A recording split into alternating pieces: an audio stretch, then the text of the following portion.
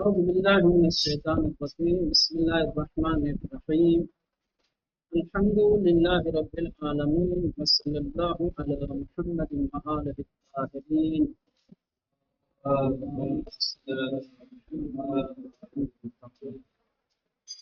اور سورہ مبارکہ انفال کی تفسیر پڑھ رہے تھے. جن آیتوں کی کل تلاوت کی تھی ان آیتوں میں اللہ نے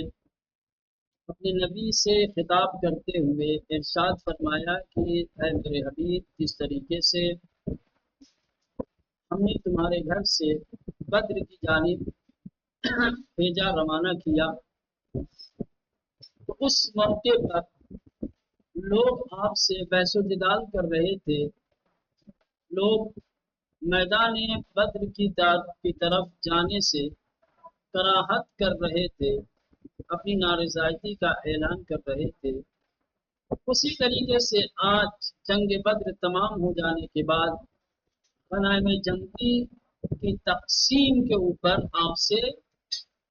بحث کر رہے ہیں یا اس کے سلسلے میں اختلاف کر رہے ہیں. تو یہ جو اختلاف کرنے والا گروہ ہے، اس گروہ کو ظاہر بین اور کم حوصلہ بتایا گیا ہے. باوجود یہ کہ حکم الہی تھا، حکم پروردگار تھا، اللہ کے حکم سے پیغمبر مدینے سے بدر کی جانب نکلے تھے. حکم الہی ہونے کے باوجود لوگوں نے پیغمبر کے ساتھ بحث و تکرار کی، اپنی نارضائیتی اور کراہت کا اظہار کیا. تو ان گروہ ہے ظاہر دین، یہ جو جماعت ہے یہ ظاہر دین ہے. وکم حوصلہ در مسیر راہ بسوئے بدر کی جانب راستے میں مرتباً یعنی مسلسل باتوں مجادلے و گفتگو در ان فرمان حق داشتن، خدا کے حکم اور فرمان کے سلسلے میں مسلسل گفتگو کر رہے تھے، مخالفت کر رہے تھے، پیغمبر سے بحث و تکرار کر رہے تھے. وبا ان کی ان واقعیت را دریافتے بودن، باوجود ہے کہ اس گروہ اور اس جماعت نے کہ جو پیغمبر کے ساتھ بحث و گفتگو کر رہی تھی، ان کو اس حقیقت کا علم تھا، وہ اس واقعیت سے آگاہ ہو چکے تھے کہ ان فرمان خدا یہ جو اللہ کے نبی بدر کی جانب جا رہے ہیں اور ہمیں اپنے ساتھ لے جا رہے ہیں، یہ سب حکم الہی سے ہے. بلے پاس دس اس اعتراض خیش بر نمی داشتن، باوجود ہے کہ اس حقیقت کو جانتے تھے کہ یہ حکم پروردگار ہے اور جو کچھ ہو رہا ہے حکم الہی سے ہو رہا ہے، اس کے باوجود بھی یہ لوگ اشکال اور اعتراض کرنے سے باز نہیں آ رہے تھے، بلکہ یجادلونک فی الحق بعد ما تبین، حکم الہی کے واضح اور روشن ہو جانے کے بعد بھی پیغمبر سے حق کے سلسلے میں بحث و تکرار کر رہے تھے. وَأَن چنان ترس و وحشت سراسر وجود انہارا فرا گرفتے بود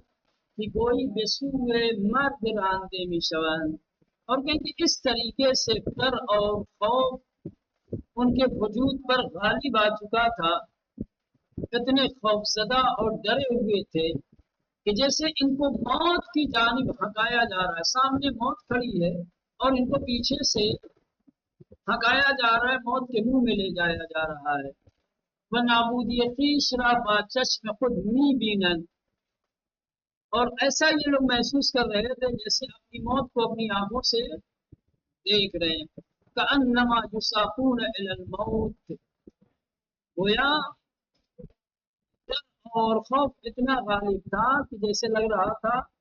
لے جایا جا رہا تھا ان کو جنگ کرنے کے لیے، لیکن ان کو یہ لگ رہا تھا ڈر اور خوف کی وجہ سے کہ ہمیں موت کے منہ میں لے جایا جا رہا ہے، اور جیسے وہ اپنی موت کو اپنی آنکھوں سے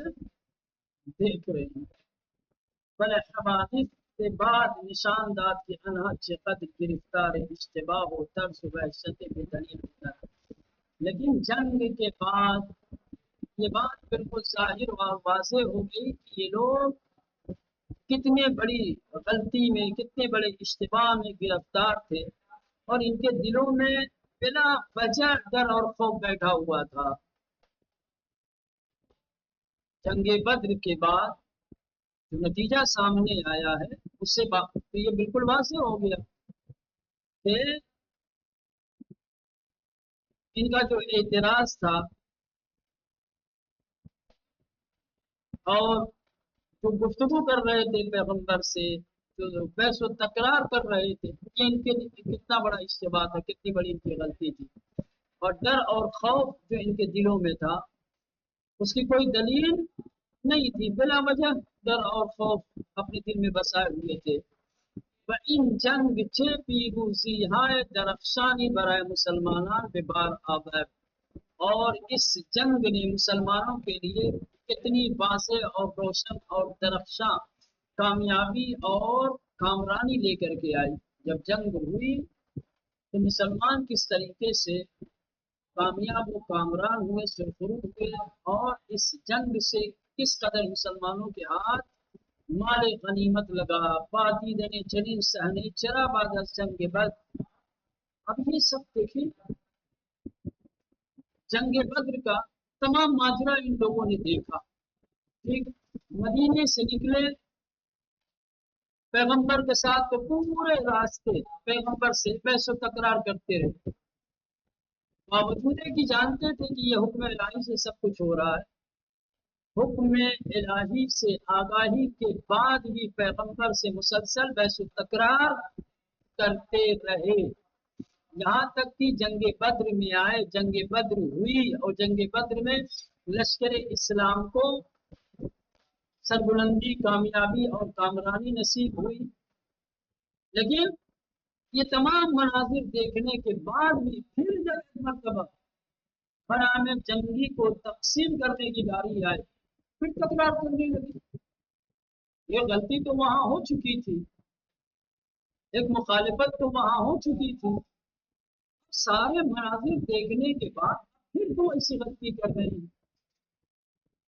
کہہ رہے ہیں کہ باقی جنین سہنی، اس طریقے کا منظر دیکھنے کے بعد بھی چرا بعد از جنگ بدر، کیوں آخر ایک گروہ جنگ بدر کے بعد بھی در مورد غنائم جنگی کے سلسلے میں زبان بھی اعتراض میں گشایان، اعتراض کے لیے اپنی زبان کھول رہے ہیں۔ ضمناً استعبیر فریقا من المؤمنین، اب تو نہیں چاہیے تھا نا ان کو اعتراض کرتے، ٹھیک، چلو پہلا مرحلہ تھا، پہلے مرحلے میں ان کے دلوں میں ڈر اور خوف بیٹھا ہوا تھا کہ بھئی اللہ جانے کیا ہوگا، کہیں ایسا تو نہیں ہم مارے جائیں گے، کہیں ایسا تو نہیں ہمارا خون بہا دیا جائے گا، کہیں ایسا تو نہیں ہم شکست کھا جائیں گے۔ یہ ساری باتیں تھیں، تو سب کچھ ہو چکا ہے بھائی، جنگ جیت چکے ہو، غنائم تمہارے ہاتھوں میں آ چکا ہے، آپ کیوں غنائم جنگی کو لے کر کے پھر اعتراض کر رہے ہو؟ جیسے جنگ کے لیے اعتراض کر رہے تھے، آج غنائم جنگی کی تقسیم پر کیوں اعتراض کر رہے ہو؟ ضمناً استعبیر فریقا من المؤمنین، اب یہ جو قرآن مجید کی تعبیر ہے فریقا من المؤمنین، یعنی صاحبان ایمان کا ایک گروہ، اس تعبیر سے روشن می شود کہ اولا ان مشاجرے کو گفتگو بخاطر روح نفاق و بے ایمانی نبود۔